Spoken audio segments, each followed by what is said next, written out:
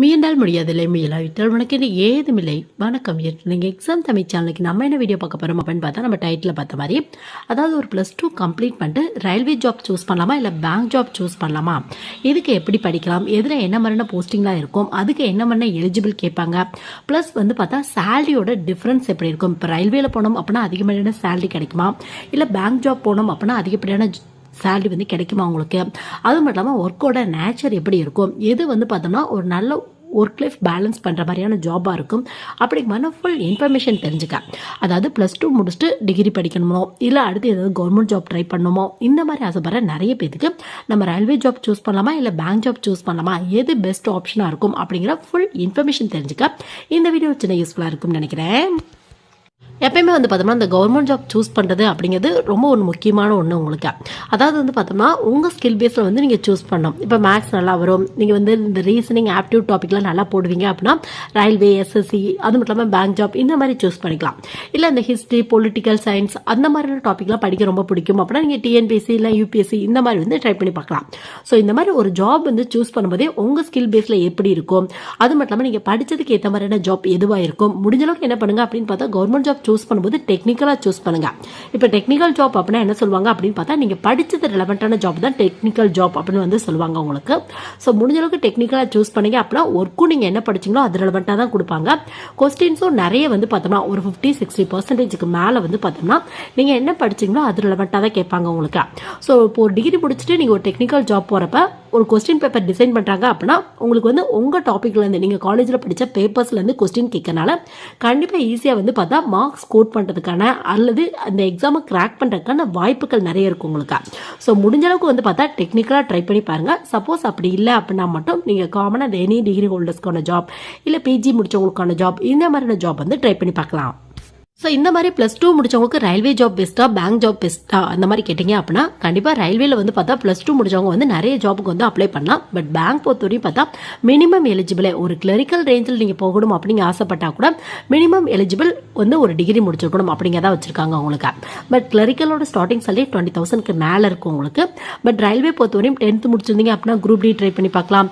+2 முடிச்சிருந்தீங்க அப்படின்னா NTPC exam try பண்ணி பார்க்கலாம். NTPC அப்படின்னா நான் டெக்னிக்கல் பாப்புலர் கேட்டகரி அப்படிம்பாங்க. இது +2 முடிச்சவங்களும் அப்ளை பண்ணலாம், டிகிரி முடிச்சவங்களும் அப்ளை பண்ணலாம். +2 முடிச்சீங்க அப்படின்னா ஒரு ட்ரெயின் கிளர்க்கு இந்த மாதிரியான போஸ்டிங் வந்து போடுவாங்க.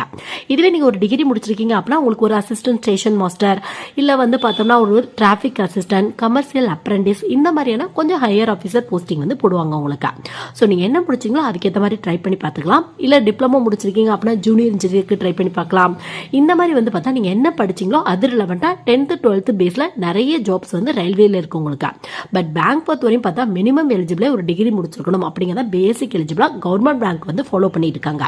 நெக்ஸ்ட் வந்து பார்த்தா ரயில்வே ஜாப் பொறுத்தவரையும் இன்னொரு பெரிய அட்வான்டேஜ் அப்படின்னு பார்த்தா இந்த மேக்ஸிமம் ஏஜ் லிமிட் வந்து பார்த்தா ரயில்வே ஜாப்ல கொஞ்சம் அதிகமாகவே இருக்கும் உங்களுக்கு. 33 வயசு வரையும் அப்ளை பண்ணலாம் அந்த மாதிரி இருக்கும். அதுக்கப்புறம் உங்களோட கேட்டகரி பொறுத்து ரிலாக்ஸேஷன் கிடைக்கும் உங்களுக்கு. பட் பேங்க் ஜாப் பொறுத்தவரையும் பார்த்தா இப்போ கிளரிக்கலுக்கு அப்ளை பண்றீங்க அப்படின்னா 28 வச்சிருப்பாங்க. இதுவே POSOக்கு ட்ரை பண்றீங்க அப்படின்னா 30 வச்சிருப்பாங்க. அதுக்கப்புறம் வந்து உங்களோட கேட்டகரி பொறுத்து ரிலாக்ஸேஷன் வந்து கிடைக்கும் உங்களுக்கு. ஸோ இந்த மாதிரி வந்து பார்த்தோம்னா எலிஜிபிள் அது மட்டும் இல்லாமல் வந்து பார்த்தோம்னா ஏஜ் லிமிட் பொறுத்தவரையும் ரயில்வே ஜாப் வந்து பெஸ்ட் ஆப்ஷனாக இருக்கும். ரயில்வே ஜாப்ல இருக்க ஒரு சின்ன டிஸ்அட்வான்டேஜ் அப்படின்னு எடுத்தால் உங்களுக்கு நைட் ஷிஃப்ட்லாம் போகிறதுக்கான வாய்ப்புகள் இருக்கு உங்களுக்கு. பட் அதுலேயும் வந்து அட்வான்டேஜ் இருக்கு. நைட் ஷிஃப்ட்லாம் போனீங்க அப்படின்னா அதுக்கும் தனியாக அலவன்ஸ் வந்து கொடுத்துருவாங்க உங்களுக்கு. பட் பேங்க் ஜாப் அப்படிங்கிறப்ப ஜாப் செக்யூரிட்டி இருக்கு உங்களுக்கு. அது மட்டும் இல்லாமல் இந்த ஃபிக்ஸ்டு ஒர்க்கிங் ஹவர்ஸ் இருக்கும் உங்களுக்கு. மோஸ்ட்லி இந்த நைட் ஷிஃப்ட்லாம் இருக்கவே இருக்காது. டே டைம் மட்டும் தான் ஒர்க் பண்ணுவீங்க. அதுவும் வந்து பார்த்தா மார்னிங் 9 to 5 இல்லை 10 to 6 இந்த மாதிரி ஃபிக்ஸ்டு ஒர்க்கிங் ஹவர்ஸாக இருக்கும். ஏதாவது ஒரு சில சுச்சுவேஷன் வந்து பார்த்தா கொஞ்சம் எக்ஸ்ட்ரா ஒர்க் பண்ற மாதிரி இருக்கும் உங்களுக்கு. அது கவர்மெண்ட் பேங்க் அப்படின்னா மோஸ்ட்லி ஃபிக்ஸ்டு ஒர்க்கிங் ஹவர்ஸா தான் இருக்கும் உங்களுக்கு. ஸோ முடிஞ்ச அளவுக்கு உங்க ஸ்கில் பேஸ்ல உங்களுக்கு என்ன ஃபீல் போகணும் அப்படிங்கிற ஒரு இன்ட்ரெஸ்ட் இருக்கு. அது மட்டும் இல்லாமல் உங்களுக்கு எது கன்வீனியன்ட்டா இருக்கோ அதை வந்து சூஸ் பண்ணிக்கோங்க. இப்போ ஒரு சிலருக்கு நைட் ஷிஃப்ட் பார்க்கறது கூட ஓகே அந்த மாதிரி இருக்கும். நிறைய பொண்ணுங்களுக்கு நைட் ஷிஃப்ட் பார்க்கறதுலாம் வந்து கம்ஃபர்டபுளா இருக்காது. அவங்க வந்து பேங்க் ஜாப் வந்து சூஸ் பண்ணிக்கலாம். ஸோ இந்த மாதிரி உங்க கம்ஃபர்டபுளுக்கு ஏற்ற மாதிரியான ஜாப் வந்து சூஸ் பண்ணிக்கோங்க.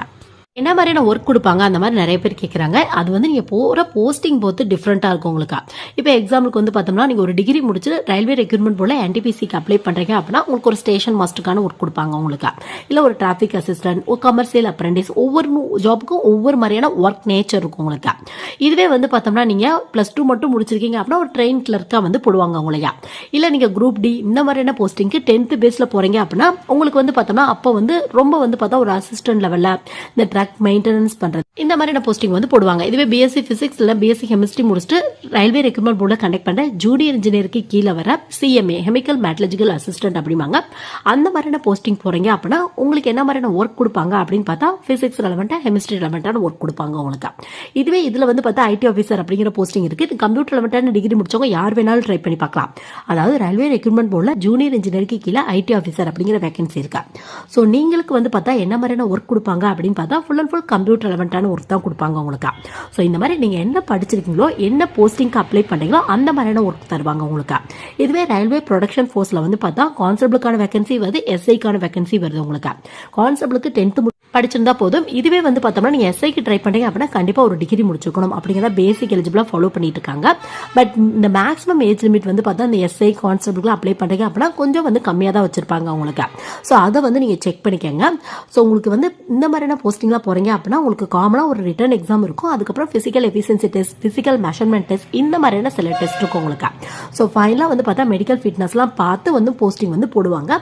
ஸோ இன்ட்ரெஸ்ட் இருக்கு அப்படின்னா இந்த மாதிரி கூட ட்ரை பண்ணி பார்த்துக்கலாம். நெக்ஸ்ட் பேங்க் ஜாப் அப்படின்னு எடுத்தா பேங்க் ஜாப் பொறுத்தவரையும் பார்த்தா மோஸ்ட்லி ஃபீல்டு ஒர்க்லாம் இருக்காது உங்களுக்கு. பேங்க்குள்ளே தான் ஒர்க் பண்ற மாதிரி இருக்கும் உங்களுக்கு. அதுவும் நீங்க போற போஸ்டிங் பொறுத்து வந்து பார்த்தா ஒர்க் வந்து டிஃபரெண்டா இருக்கும். இப்போ கிளரிக்கல் ரேஞ்சில் போறீங்க அப்படின்னா பேங்கோட டே டு ஆக்டிவிட்டியை பார்த்துக்கிறது. ஒரு என்ட்ரி லெவல் போஸ்டிங் வந்து போடுவாங்க. முக்கியமாக இந்த கேஷியர், கம்ப்யூட்டர் ஆப்ரேட்டர், இந்த மாதிரியான ஒர்க் வந்து கொடுப்பாங்க உங்களுக்கு. உங்களுக்கு மேல இந்த அசிஸ்டன்ட் மேனேஜர் ஒருத்தர் இருப்பாரு. அவங்க கொடுக்குற ஒர்க்கை ப்ராப்பரா பண்ணணும். அந்த மாதிரியான ஒர்க் தான் மோஸ்ட்லி இருக்கும் உங்களுக்கு. கிளைண்டோட டைரக்ட் டீலிங்ல இருப்பீங்க கிளர்க் அப்படின்னா. இதுவே ஒரு பிஓ எஸ்ஓனா ஒரு அசிஸ்டன்ட் மேனேஜருக்கு ஈக்குவலான போஸ்டிங் வந்து போட்டுருவாங்க உங்களுக்கு. அப்போ வந்து பார்த்தா ஃபுல் அண்ட் ஃபுல் மெயின்டெனன்ஸ் ரெலவெண்டான ஒர்க். உங்களுக்கு கீழே இந்த கிளரிக்கல் ரேஞ்சில் இருக்கவங்களாம் இருப்பாங்க. அவங்களெல்லாம் மெயின்டைன் பண்ணுறது, அவங்களோட ப்ராப்பரான ஒர்க்லாம் பண்ணுறாங்களா அந்த மாதிரி பார்க்கறது. அது மட்டும் இல்லாமல் வந்து பார்த்தோம்னா இந்த பேங்க்கு நிறைய லோன்லாம் வரும். அந்த மாதிரியான லோனுக்குலாம் அப்ரூவ் கொடுக்குறது, கரெக்டான டாக்குமெண்ட் தராங்களா அப்படிங்கிறத செக் பண்ணுறது, லோன்லாம் வசூல் பண்ணும்போது கரெக்டாக வந்து வசூல் ஆகுதா அப்படிங்கிறத செக் பண்ணுறது. ஸோ இந்த மாதிரியான மெயின்டெனன்ஸ் ரெலவெண்டான ஒர்க் தான் இருக்கும் உங்களுக்கு. ஸோ உங்களுக்கு எது இன்ட்ரெஸ்ட்டோ அது மாதிரி ட்ரை பண்ணி பார்த்துக்கலாம். கிளர்க் பிஓ பொறுத்தவரையும் 2 போஸ்டிங்குமே எனி டிகிரி முடிச்சவங்க ட்ரை பண்ணலாம். இதுவே எஸ்ஓ அப்படின்னு எடுத்தா ஸ்பெஷலிஸ்ட் ஆஃபீஸர் அப்படிம்பாங்க. இது வந்து பார்த்தோம்னா ஒரு டெக்னிக்கல் எக்ஸாம்ஸ் அப்படின்னு கூட வந்து சொல்லலாம். இதுக்கு ID officer, agriculture field officer, அது மட்டும் இல்லாமல் வந்து பார்த்தோம்னா உங்களுக்கு லா officer, marketing manager, HR manager, இந்த மாதிரி நிறைய போஸ்டிங் இருக்கும் உங்களுக்கு. ஸோ நீங்கள் என்ன முடிச்சிருக்கீங்களோ அது ரிலவெண்ட்டாக அப்ளை பண்ணிக்கலாம். ஒர்க்கும் அது ரிலவெண்ட்டாக தான் கொடுப்பாங்க உங்களுக்கு. பட் எஸ்ஓ கிளியர் பண்ணாலும் ஸ்டார்டிங்கில் ஒரு அசிஸ்டன்ட் மேனேஜருக்கு ஈக்குவலான போஸ்டிங் வந்து போடுவாங்க.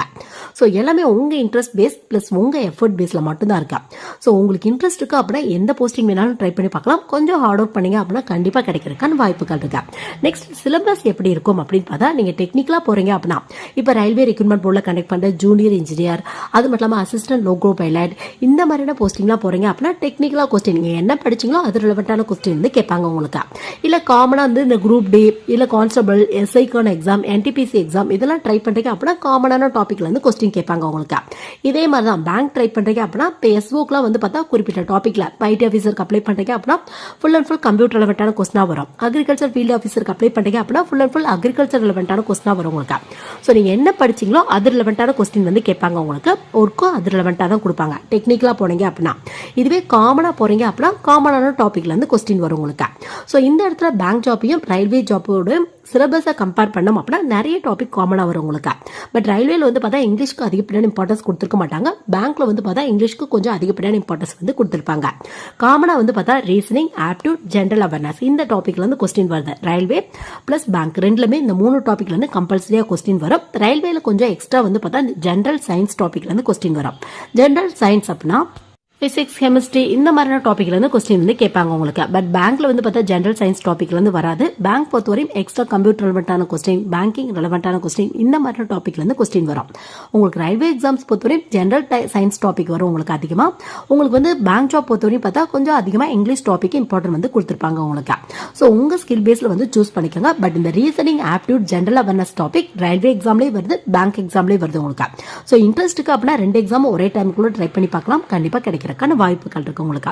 ஸோ எல்லாமே உங்க எஃபர்ட் பேஸ்ல மட்டும்தான் இருக்கு. இப்போ 10 இயர்ஸ் பேக்ல எடுத்துட்டோம் அப்படின்னா ரயில்வே ஜாப், பேங்க் ஜாப்லாம் நிறைய கேண்டிடேட்ஸ் அப்ளை பண்ண மாட்டாங்க. பட் இப்பெல்லாம் வந்து பார்த்தோம்னா ஒரு சிங்கிளா வந்து பார்த்தா ஒரு எக்ஸாம்க்கான ஒரு கிளரிக்கலுக்கான வேகன்சி அப்படின்னு எடுத்துட்டோம்னா ஒரு 1000 வேகன்சி அனௌன்ஸ் பண்றாங்க அப்படின்னா நம்பர் ஆஃப் கேண்டிடேட்ஸ் அப்ளை பண்றது 10 லட்சம், 15 லட்சம் இந்த மாதிரி கூட அப்ளை பண்ணிட்டு இருக்காங்க. ஸோ காம்படிஷன் அப்படிங்கிறது ரொம்பவே ஹெவியா இருக்கு. ஸோ உங்க எஃபர்ட் பேஸ்ல மட்டும்தான் இருக்கு எல்லாமே வந்து பார்த்தா.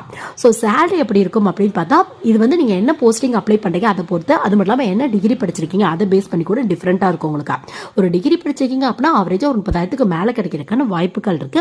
இதுவே பேங்க் பொறுத்தவரைக்கும் கிளரிக்கெல்லாம் ட்ரை பண்ணுறீங்க அப்படின்னா ஒரு டிகிரி முடிச்சிருக்கணும், ஸ்டார்டிங் சாலரி ஒரு 20,000க்கு மேலே இருக்கும் உங்களுக்கு. இதுவே நீங்கள் 12th முடிச்சுட்டு NTPCலாம் ட்ரை பண்ணீங்க அப்படின்னா ஸ்டார்டிங் சாலரி ஒரு 20,000க்கு மேலே இருக்கும். குரூப் டிலாம் ட்ரை பண்ணோம் அப்படின்னா ஒரு கிட்டத்தட்ட 15,000க்கு மேலே இருக்கும் உங்களுக்கு. ஸோ இது வந்து பார்த்தா எந்த போஸ்டிங் போகிறீங்களோ அதை பொறுத்து டிஃப்ரெண்ட்டாக இருக்கும் உங்களுக்கு.